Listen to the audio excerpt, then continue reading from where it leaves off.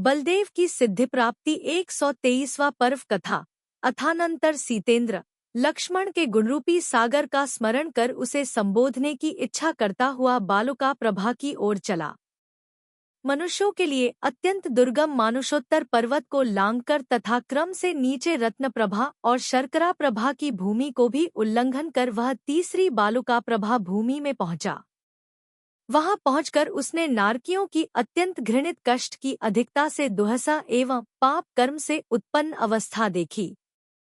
लक्ष्मण के द्वारा मारा गया जो शंभूक असुरकुमार हुआ था, वह शिकारी के पुत्र के समान इस भूमि में हिंसापूर्ण क्रीड़ा कर रहा था। वह कितने ही नारकियों को ऊपर बांधकर स्वयं मारता था, कितनों ही को सेवकों से मरवाता था और घिरे हुए कितने ही नारकियों को परस्पर लड़ाता था। विरूप शब्द करने वाले कितने ही नारकी बांधकर अग्निकुंडों में फेंके जाते थे और कितने ही जिनके अंगंग में कांटा लग रहे थे ऐसे सेमर के वृक्षों पर चढ़ाए उतारे जाते थे। कितने ही सब और खड़े हुए नारकियों के द्वारा लोहनिर्मित मसलों से कूटे जाते थे और कितने ही को निर्दय देवों के द्वारा अपना मांस तथा रुधिर खिलाया जाता था। गाढ़ प्रहार से खंडित हो पृथ्वी तल पर लौटने वाले नारकी कुत्ते, बिलाव, सिंह, व्याघ्र तथा अनेक पक्षियों के द्वारा खाए जा रहे थे। कितने ही शूली पर चढ़ाकर भेदे जाते थे, कितने ही घनों और मुदगरों से पीटे जाते थे, कितने ही तांबा आदि के स्वरस रूपी जल से भरी कुंभियों में डाले जाते थे। लकड़ियां बांध देने से निश्चल खड़े हुए कितने नारकी करोंतों से विदारे जाते थे और कितने ही नारकियों को जबरदस्ती ताम्र आदि धातुओं का पिघला द्रव पिलाया जाता था। कितने ही कोल्हुओं में पेले जाते थे, कितने ही बाणों से छेदे जाते थे और कितने ही दांत, नेत्र तथा जिह्वा के उपाड़ने का दुहक प्राप्त कर रहे थे। इस प्रकार नारकियों के दुहक देखकर सीतेंद्र को बहुत भारी दया उत्पन्न हुई। तदनंतर उसने अग्निकुंड से निकले और अन्य अनेक नारकियों के द्वारा सब ओर से घेरकर नाना तरह से दुहकी किए जाने वाले लक्ष्मण को देखा। वहीं उसने देखा कि लक्ष्मण विक्रियाकृत मगरमच्छों से व्याप्त वैतरणी के भयंकर जल में छटपटा रहा है और अस्सीपत्र वन में शस्त्राकार पत्रों से छेदा जा रहा है। उसने यह भी देखा कि लक्ष्मण को मारने के लिए बाधा पहुंचाने वाला एक भयंकर नारकी कुपित हो हाथ में बड़ी भारी गदा लेकर उद्यत हो रहा है तथा उसे दूसरे नारकी मार रहे हैं। सीतेंद्र ने वहीं उस रावण को देखा कि जिसके नेत्र अत्यंत भयंकर थे, जिसके शरीर से मलमूत्र झड़ रहे थे, जिसका मुख बहुत बड़ा था और शंभूक का जीव असुरकुमार देव जिसे लक्ष्मण के विरुद्ध प्रेरणा दे रहा था। तदनंतर इसी बीच में महातेजस्वी सीतेंद्र भवनवासियों के उस दुष्ट समूह को डांटे दिखाता हुआ पास में पहुंचा। उसने कहा कि अरे रे पापी शंभूक, तूने यह क्या प्रारंभ कर रखा है? तुझ निर्दय चित्त को क्या अब भी शांति नहीं है? हे अधमदेव, क्रूर कार्य छोड़ मध्यस्थ हो। अत्यंत अनर्थ के कारणभूत इस अभिमान से क्या प्रयोजन सिद्ध होना है? नरक के इस दुहक को सुनकर ही प्राणी को भय उत्पन्न हो जाता है, फिर तुझे प्रत्यक्ष देखकर भी भय क्यों नहीं उत्पन्न होता है? तदनंतर शंभूक के शांत हो जाने पर ज्यों ही सीतेंद्र संबोधने के लिए तैयार हुआ, त्यों ही अत्यंत क्रूर काम करने वाले, चंचल एवं दुग्रह चित्त के धारक वे नारकी देव की प्रभा से तिरस्कृत हो शीघ्र ही इधर-उधर भाग गए। कितने ही दीनहीन नारकी धाराबद्ध पड़ते हुए आंसुओं से मुख को गीला करते हुए रोने लगे, कितने ही दौड़ते अत्यंत विषम गर्तों में गिर गए। तब सांत्वना देते हुए सीतेंद्र ने कहा कि अहो नारकियों, भागो मत, भयभीत मत हो, तुम लोग बहुत दुखी हो, लौट कर आओ, भय मत करो, भय मत करो, खड़े रहो। इस प्रकार कहने पर भी वे भय से कांपते हुए गाढ़ अंधकार में प्रविष्ट हो गए। तदनंतर यही बात जब सीतेंद्र ने फिर से कही तब कहीं उनका कुछ भय कम हुआ और बड़ी कठिनाई से वे चित्त की स्थिरता को प्राप्त हुए। शांत वातावरण होने पर सीतेंद्र ने कहा कि महामोह से जिनकी आत्मा हरी गई है, ऐसे हैं नारकियों, तुम लोग इस दशा से युक्त होकर भी आत्मा का हित नहीं जानते हो। जिन्होंने लोक का अंत नहीं देखा है, जो हिंसा, झूठ और परधन के हरण में तत्पर हैं, रौद्रध्यानी हैं तथा नरक में स्थित रहने वाले के प्रति जिनकी द्वेष बुद्धि है, ऐसे लोग ही नरक में आते हैं। जो भोगों के अधिकार में संलग्न हैं, 3 क्रोधादि कषायों से अनुरंजित हैं और निरंतर विरुद्ध कार्य करने में तत्पर रहते हैं, ऐसे लोग ही इस प्रकार के दोहक को प्राप्त होते हैं। अथानंतर सुंदर विमान के अग्रभाग पर स्थित सुरेंद्र को देखकर लक्ष्मण और रावण के जीव ने सबसे पहले पूछा कि आप कौन हैं? तब सुरेंद्र ने उनके लिए श्रीराम का तथा अपना सब वृत्तांत कह सुनाया और साथ ही यह भी कहा कि कर्मानुसार यह सब विचित्र कार्य संभव हो जाते हैं। तदनंतर अपना वृत्तांत सुनकर जो प्रतिबोध को प्राप्त हुए थे तथा जिनकी आत्मा शांत हो गई थी, ऐसे वे दोनों दीनतापूर्वक इस प्रकार शोक करने लगे कि अहो, हम लोगों ने उस समय मनुष्य जन्म में धर्म में रुचि क्यों नहीं की, जिससे पाप कर्मों के कारण इस अवस्था को प्राप्त हुए हैं। हाय हाय, आत्मा को दुख देने वाला यह क्या विकट कार्य हम लोगों ने कर डाला। अहो, यह सब मोह की महिमा है कि जिसके कारण जीव आत्महित से भ्रष्ट हो जाता है। हे देवेंद्र, तुम ही धन्य हो जो विषयों की इच्छा छोड़ तथा जिनवाणी रूपी अमृत का पान कर देवों की ईशता को प्राप्त हुए हो। तदनंतर अत्यधिक करुणा को धारण करने वाले देवेंद्र ने कई बार कहा कि डरो मत, आओ आओ, मैं तुम लोगों को नरक से निकालकर स्वर्ग लिए चलता हूँ। तत्पश्चात वह सुरेंद्र कमर कसकर उन्हें स्वयं ले जाने के लिए उद्यत हुआ, परंतु वे पकड़ने में न आए। जिस प्रकार अग्नि में तपाने से नवनीत पिघलकर रह जाता है, उसी प्रकार वे नारकी भी पिघलकर वहीं रह गए। इंद्र ने उन्हें उठाने के लिए सभी प्रयत्न किए पर वे उठाए नहीं जा सके। जिस प्रकार दर्पण में प्रतिबिंबित ग्रहण में नहीं आते, उसी प्रकार वे भी ग्रहण में नहीं आ सके। तदनंतर अत्यंत दुखी होते हुए उन नारकियों ने कहा कि हे देव, हम लोगों के जो पूर्वोपार्जित कर्म हैं, वे निःसंदेह भोगने के योग्य नहीं है। जो विषरूपी आमिष के लोभी होकर नरक के दुख को प्राप्त हुए हैं तथा जो अपने द्वारा किए हुए कर्मों के पराधीन हैं, उनका देव लोग क्या कर सकते हैं।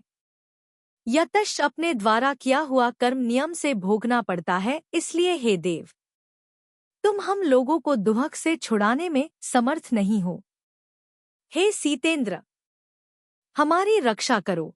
अब हम जिस कारण फिर नरक को प्राप्त न हो, कृपा कर वह बात तुम हमें बताओ। तदनंतर देव ने कहा कि जो उत्कृष्ट है, नित्य है, आनंद रूप है, उत्तम है, मूढ़ मनुष्यों के लिए मानो रहस्यपूर्ण है, जगत्त्रय में प्रसिद्ध है, कर्मों को नष्ट करने वाला है, शुद्ध है, पवित्र है, परमार्थ को देने वाला है, जो पहले कभी प्राप्त नहीं हुआ है और यदि प्राप्त हुआ भी है तो प्रमादी मनुष्य जिसकी सुरक्षा नहीं रख सके हैं, जो अभव्य जीवों के लिए अज्ञेय है और दीर्घ संसार को भय उत्पन्न करने वाला है। ऐसा सबल एवं दुर्लभ सम्यक दर्शन ही आत्मा का सबसे बड़ा कल्याण है। यदि आप लोग अपना भला चाहते हैं तो इस दशा में स्थित होने पर भी सम्यक्त्व को प्राप्त करो। यह सम्यक्त्व समय पर बोधि को प्रदान करने वाला एवं शुभ रूप है। इससे बढ़कर दूसरा कल्याण न है, न था, न होगा। इसके रहते ही महर्षि सिद्ध होंगे, अभी हो रहे हैं और पहले भी हुए थे। महा उत्तम अरहंत जिनेंद्र भगवान ने जीवादि पदार्थों का जैसा निरूपण किया है वह वैसा ही है। इस प्रकार भक्तिपूर्वक दृढ़ श्रद्धान होना सो सम्यक दर्शन है। इत्यादि वचनों के द्वारा नरक में स्थित उन लोगों को यद्यपि सीतेंद्र ने सम्यक दर्शन प्राप्त करा दिया था, तथापि उत्तम भोगों का अनुभव करने वाला वह सीतेंद्र उनके प्रति शोक करने में लीन था। उसकी आंखों में उनका पूर्वभव झूल गया और उसे ऐसा लगने लगा कि देखो, जिस प्रकार अग्नि के द्वारा नवीन उद्यान जल जाता है, उसी प्रकार इनका कांति और लावण्यपूर्ण सुंदर शरीर कर्म के द्वारा जल गया है, जिसे देख उस समय सारा संसार आश्चर्य में पड़ जाता था। इनकी वह उदात्त तथा सुंदर क्रीड़ाओं से युक्त कांति कहाँ गई।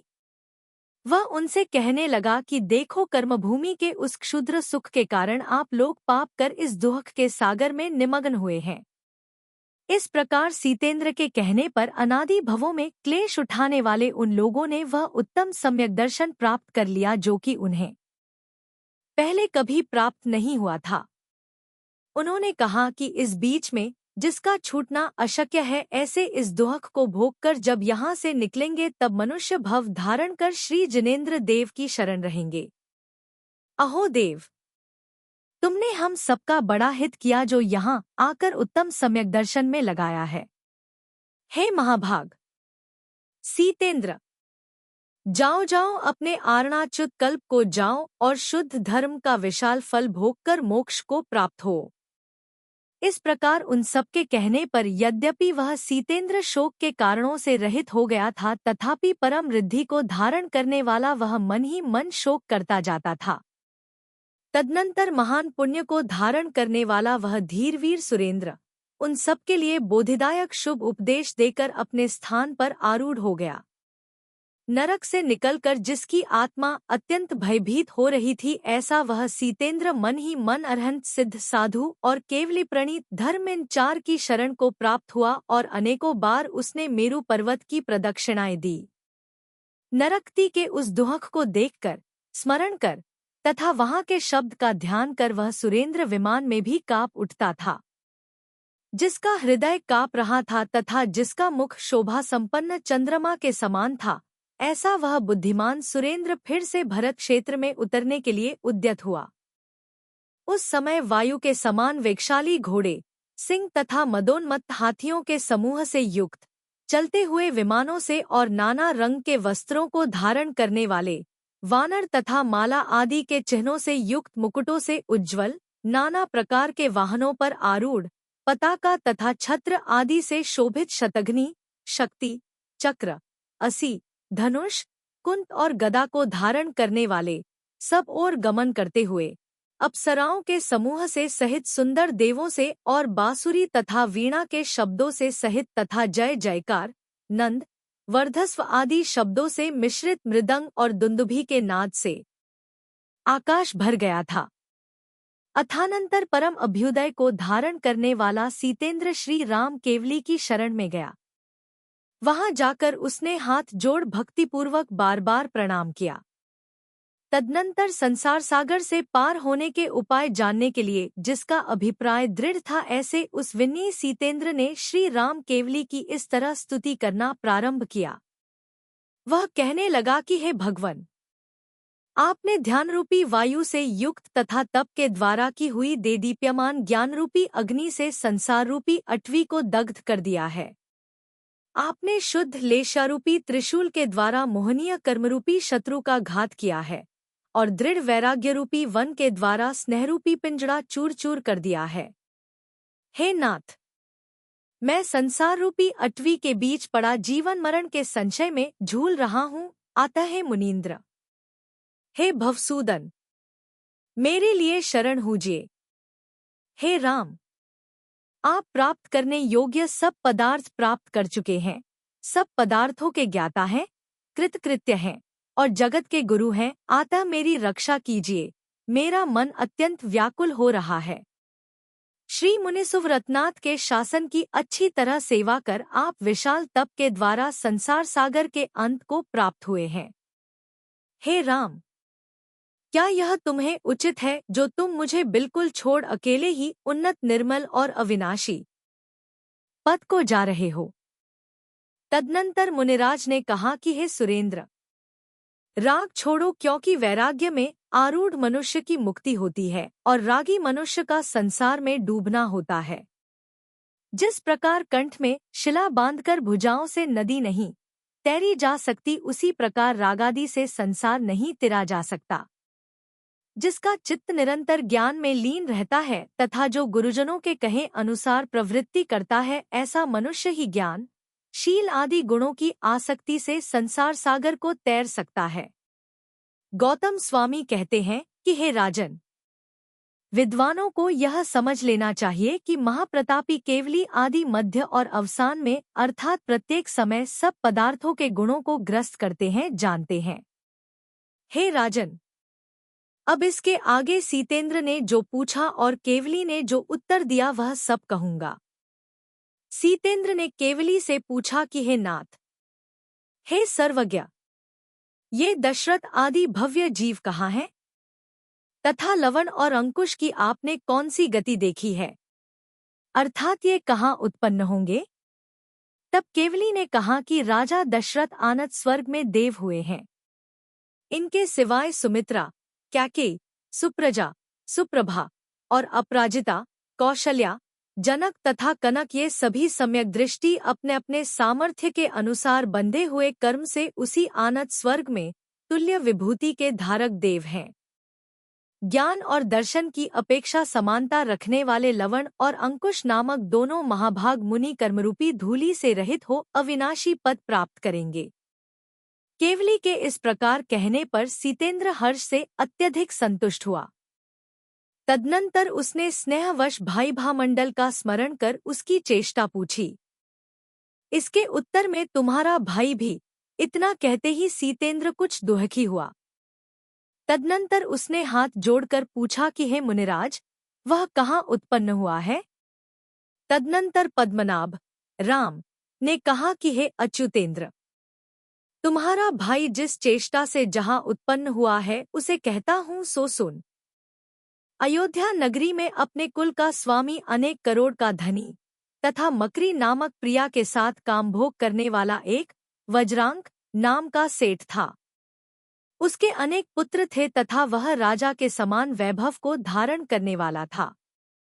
सीता को निर्वासित सुन वह इस प्रकार की चिंता को प्राप्त हुआ कि अत्यंत सुकुमारांगी तथा दिव्य गुणों से अलंकृत सीता वन में किस अवस्था को प्राप्त हुई होगी।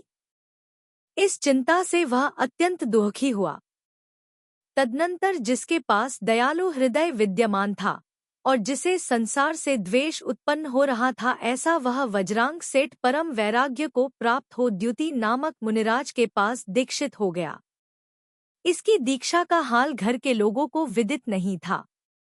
उसके अशोक और तिलक नाम के 2 विन्यवान पुत्र थे, सो वे किसी समय निमित्त ज्ञानी द्युति मुनिराज के पास अपने पिता का हाल पूछने के लिए गए।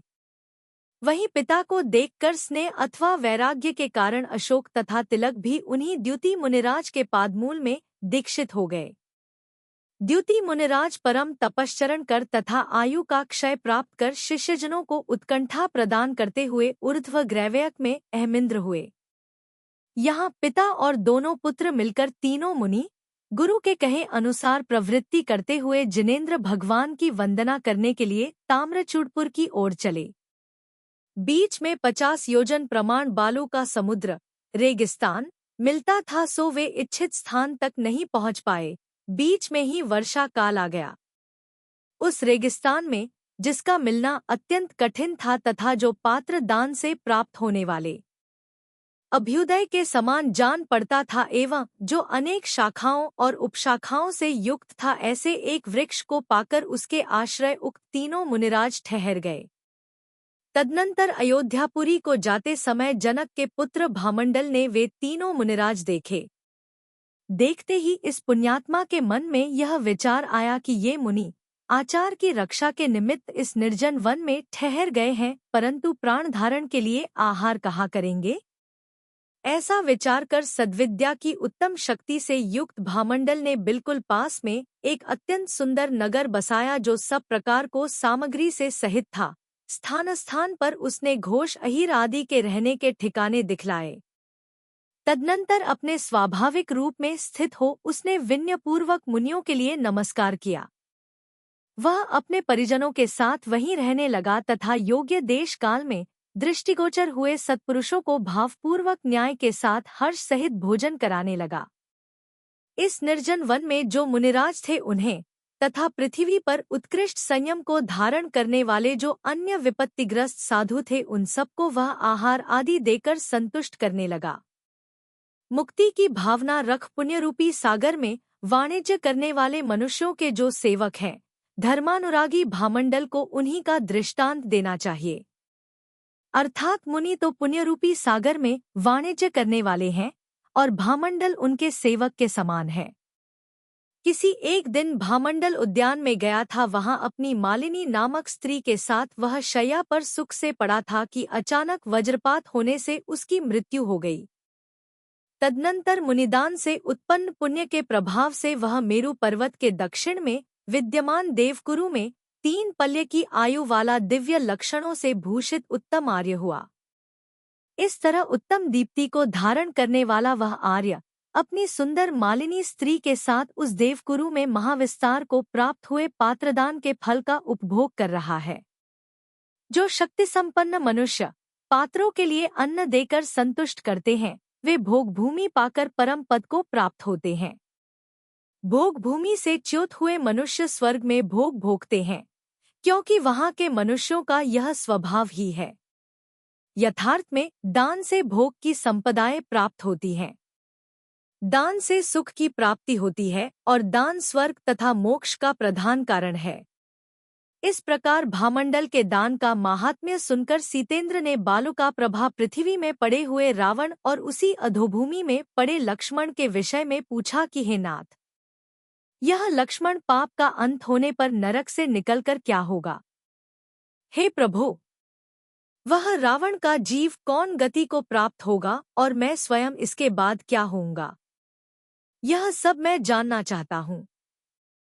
इस प्रकार प्रश्न कर जब स्वयंप्रभ नाम का सीतेंद्र उत्तर जानने के लिए उद्यत चित्त हो गया, तब सर्वज्ञ देव ने उनके आगामी भवों की उत्पत्ति से संबंध रखने वाले वचन कहे।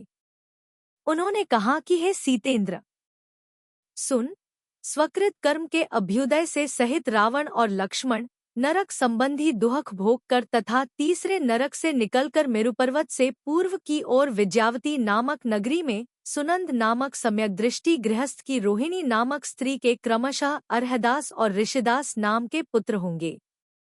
ये पुत्र सद्गुणों से प्रसिद्ध, अत्यधिक उत्सवपूर्ण चित्त के धारक और प्रशंसनीय क्रियाओं के करने में तत्पर होंगे। वहां गृहस्थ की विधि से देवाधिदेव जिनेंद्र भगवान की पूजा कर अनुव्रत के धारी होंगे और अंत में मरकर उत्तम देव होंगे। वहां चिरकाल तक पंचेंद्रियों के मनोहर सुख प्राप्त कर वहां से च्युत हो उसी महाकुल में पुनः उत्पन्न होंगे। फिर पात्रदान के प्रभाव से हरिक्षेत्र प्राप्त कर स्वर्ग जावेंगे। तदनंतर वहां से च्युत हो उसी नगर में राजपुत्र होंगे। वहां इनके पिता का नाम कुमार कीर्ति और माता का नाम लक्ष्मी होगा तथा स्वयं ये दोनों कुमार जयकांत और जयप्रभ नाम के धारक होंगे। तदनंतर तप करके लांतव स्वर्ग जावेंगे। वहां उत्तम देवपद प्राप्त कर तत्संबंधी सुख का उपभोग करेंगे। हे सीतेंद्र, तू आरणाच्युत कल्प से च्युत हो इस भरतक्षेत्र के रत्नस्थलपुर नामक नगर में सब रत्नों का स्वामी चक्ररथ नाम का श्रीमान चक्रवर्ती होगा। रावण और लक्ष्मण के जीव जो लांतव स्वर्ग में देव हुए थे, वे वहां से च्युत हो पुण्य रस के प्रभाव से तुम्हारे क्रमशः इंद्ररथ और मेघरथ नामक पुत्र होंगे। जो पहले दशानन नाम का तेरा महाबलवान शत्रु था, जिसने भरतक्षेत्र के 3 खंड वश कर लिए थे और जिसके यह निश्चय था कि जो परस्त्री मुझे नहीं चाहेगी उसे मैं नहीं चाहूंगा। निश्चय ही नहीं, जिसने जीवन भले ही छोड़ दिया था पर इस सत्यव्रत को नहीं छोड़ा था किंतु उसका अच्छी तरह पालन किया था। वह रावण का जीव धर्मप्रायण इंद्ररथ होकर तिर्यंच और नरक को छोड़ अनेक उत्तम भवपा मनुष्य होकर सर्व प्राणियों के लिए दुर्लभ तीर्थ कर नाम कर्म का बंध करेगा। तदनंतर वह पुण्यात्मा अनुक्रम से तीनों लोकों के जीवों से पूजा प्राप्त कर मोहादि शत्रुओं के समूह को नष्ट कर अरहत पद प्राप्त करेगा। और तेरा जीव जो चक्ररथ नाम का चक्रधर हुआ था, वह रत्नस्थलपुर में राज्य कर अंत में तपोबल से वैजयंत विमान में अहमिंद्र पद को प्राप्त होगा। वहीं तू स्वर्गलोक से च्युत हो उक्त तीर्थंकर का रिद्धिधारी श्रीमान प्रथम गंधर होगा और उसके बाद परम निर्वाण को प्राप्त होगा। इस प्रकार सुनकर सीता का जीव सुरेंद्र भावपूर्ण अंतरात्मा से परम संतोष को प्राप्त हुआ। सर्वज्ञ देव ने लक्ष्मण के जीव का जो निरूपण किया था, वह मेघरथ नाम का चक्रवर्ती का पुत्र होकर धर्मपूर्ण आचरण करता हुआ कितने ही उत्तम भवों में भ्रमण कर पुष्करद्वीप संबंधी विदेह क्षेत्र के शतपत्र नामा नगर में अपने योग्य समय में जन्माभिषेक प्राप्त कर तीर्थंकर और चक्रवर्ती पद को प्राप्त हो निर्वाण प्राप्त करेगा। और मैं भी 7 वर्ष पूर्ण होते ही पुनर्जन्म से रहित हो वहां जाऊंगा जहां भरत आदि मुनिराज गए हैं। इस प्रकार आगामी भवों का वृत्तांत जानकर जिसका सब संशय दूर हो गया था तथा जो महाभावना से सहित था, ऐसा सुरेंद्र सीतेंद्र श्री पद्मनाभ केवली की बार बार स्तुति कर तथा नमस्कार कर उनके अभ्युदय युक्त रहते हुए चैत्यालयों की वंदना करने के लिए चला गया। वह अत्यंत भक्त हो तीर्थंकरों के निर्वाण क्षेत्रों की पूजा करता, नंदीश्वर द्वीप में जिन प्रतिमाओं की अर्चा करता, देवाधिदेव जिनेंद्र भगवान को निरंतर मन में धारण करता, स्वयं केवली पद को प्राप्त हुए के समान परम सुख का अनुभव करता, पाप कर्म को भस्मीभूत मानता, हर्षित तथा सदाचार से युक्त होता और देवों के समूह से आवृत होता हुआ स्वर्गलोक चला गया। उस समय उसने स्वर्ग जाते जाते भाई के पुरातन स्नेह के कारण देवकुरु में भामंडल के जीज को देखा और उसके साथ प्रिय वार्तालाप किया। वह सीतेंद्र सर्व मनोरथों को पूर्ण करने वाले उस आरणाच्युत कल्प में हजारों देवियों के साथ रमण करता हुआ रहता था। राम की आयु 17,000 वर्ष की तथा उनके और लक्ष्मण के शरीर की ऊंचाई 16 धनुष की थी। गौतम स्वामी कहते हैं कि इस तरह पुण्य और पाप का अंतर जानकर पाप को दूर से ही छोड़कर पुण्य का ही संचय करना उत्तम है। गौतम स्वामी कहते हैं कि हे राजन, देखो जिनेंद्र देव के उत्तम शासन में धैर्य को प्राप्त हुए बलभद्र पद के धारी विभु रामचंद्र ने जन्मजरामरण रूपी महाबलवान शत्रु पराजित कर दिए। वे रामचंद्र श्री जिनेंद्र देव के प्रसाद से जन्मजरामरण का व्युच्छेद कर अत्यंत दुर्लभ, निर्दोष, अनुपम, नित्य और उत्कृष्ट कैवल्य सुख को प्राप्त हुए। मुनीन्द्र, देवेंद्र और असुरेंद्रों के द्वारा जो स्तुत, महित तथा नमस्कृत हैं, जिन्होंने दोषों को नष्ट कर दिया है, जो सैकड़ों प्रकार के हर्ष से उपगीत है तथा विद्याधरों की पुष्पवृष्टियों की अधिकता से जिनका देखना भी कठिन है, ऐसे श्रीराम महामुनि 25 वर्ष तक उत्कृष्ट विधि से जैनाचार की आराधना कर समस्त जीव समूह के आभरणभूत तथा सिद्ध परमेष्ठियों के निवास क्षेत्र स्वरूप 3 लोक के शिखर को प्राप्त हुए। हे भव्य जनों, जिनके संसार के कारण मिथ्या दर्शनादि भाव नष्ट हो चुके थे, जो उत्तम योग के धारक थे, शुद्ध भाव और शुद्ध हृदय के धारक थे, कर्मरूपी शत्रुओं के जीतने में वीर थे, मन को आनंद देने वाले थे और मुनियों में श्रेष्ठ थे, उन भगवान राम को शिर से प्रणाम करो। जिन्होंने तरुण सूर्य के तेज को जीत लिया था, जिन्होंने पूर्ण चंद्रमा के मंडल को नीचा कर दिया था, जो अत्यंत सुदृढ़ था, पूर्व स्नेह के वश अथवा धर्म में स्थित होने के कारण सीता के जीव प्रतीन्द्र ने जिनकी अत्यधिक पूजा की थी तथा जो परम रिद्धि को प्राप्त थे, ऐसे मुनि प्रधान श्रीरामचंद्र को नमस्कार करो। जो बलदेवों में 8वें बलदेव थे, जिनका शरीर अत्यंत शुद्ध था, जो श्रीमान थे, अनंत बल के धारक थे, हजारों नियमों से भूषित थे और जिनके सब विकार नष्ट हो गए थे, जो अनेक शील तथा लाखों उत्तर गुणों के धारक थे, जिनकी कीर्ति अत्यंत शुद्ध थी, जो उदार थे, ज्ञानरूपी प्रदीप से सहित थे, निर्मल थे और जिनका उज्ज्वल यश 3 लोक में फैला हुआ था, उन श्रीराम को प्रणाम करो। जिन्होंने कर्मपतल को जला दिया था, जो गंभीर गुणों के सागर थे, जिनका क्षोभ छूट गया था, जो मंदरगिरी के समान अकम थे तथा जो मुनियों का यथोक्त चारित्र पालन करते थे, उन श्री राम को नमस्कार करो। जिन्होंने कषायरूपी शत्रुओं को नष्ट कर सुखदुखादि समस्त द्वंद्वों का त्याग कर दिया था, जो 3 लोक की परमेश्वरता को प्राप्त थे, जो जिनेंद्र देव के शासन में लीन थे, जिन्होंने पापरूपी रज उड़ा दी थी, जो सम्यक दर्शन, सम्यक ज्ञान और सम्यक चारित्र से तन्मय हैं, संसार को नष्ट करने वाले हैं तथा समस्त दुखों का क्षय करने में तत्पर हैं, ऐसे मुनिवर श्रीराम को प्रणाम करो। चेष्टित, अनथ, चरित, करण और चारित्र ये सभी शब्द यतश्च पर्यायवाचक शब्द हैं। अतः राम को जो चेष्टा है वही रामायण कही गई है। जिसका हृदय आश्चर्य और हर्ष से आक्रांत है तथा जिसके अंतःकरण से सब शंकाएं निकल चुकी हैं, ऐसा जो मनुष्य प्रतिदिन भावपूर्ण मन से बलदेव के चरित्र को बांचता अथवा सुनता है, उसकी आयु वृद्धि को प्राप्त होती है, पुण्य बढ़ता है तथा तलवार खींचकर हाथ में धारण करने वाला भी शत्रु उसके साथ वैर नहीं करता है, अपितु शांति को प्राप्त हो जाता है। इसके सिवाय इसके बांचने अथवा सुनने से धर्म का अभिलाषी मनुष्य धर्म को पाता है, यश का अभिलाषी परम यश को पाता है और राज्य से भ्रष्ट हुआ मनुष्य पुनः राज्य को प्राप्त करता है। इसमें कुछ भी संशय नहीं करना चाहिए। इष्ट संयोग का अभिलाषी मनुष्य शीघ्र ही इष्टजन के संयोग को पाता है, धन का अर्थ ही धन पाता है। स्त्री का इच्छुक उत्तम स्त्री पाता है और पुत्र का अर्थ ही गोत्र को आनंदित करने वाला उत्तम पुत्र पाता है। लाभ का इच्छुक सरलता से सुख देने वाला उत्तम लाभ प्राप्त करता है। विदेश जाने वाला कुशल रहता है और स्वदेश में रहने वाले के सब मनोरथ सिद्ध होते हैं। उसकी बीमारी शांत हो जाती है। ग्राम तथा नगरवासी देव संतुष्ट रहते हैं। हाँ, नक्षत्रों के साथ साथ सूर्य आदि कुटिल ग्रह भी प्रसन्न हो जाते हैं।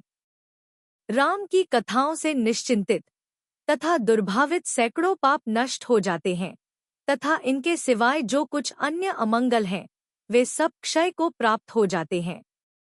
अथवा हृदय में जो कुछ उत्तम बात है, राम कथा के कीर्तन में लीन मनुष्य उसे अवश्य पाता है।